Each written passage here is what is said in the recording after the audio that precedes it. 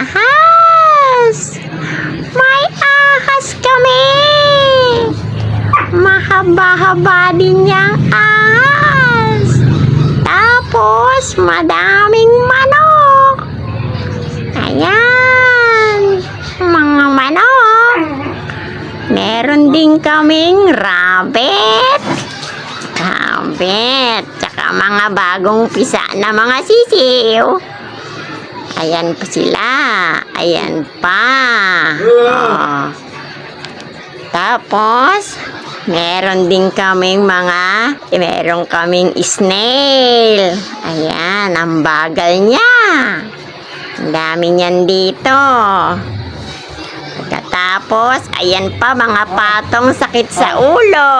Tapos mga aso, punta na kayo rito. Magtatayo ako ng zoo.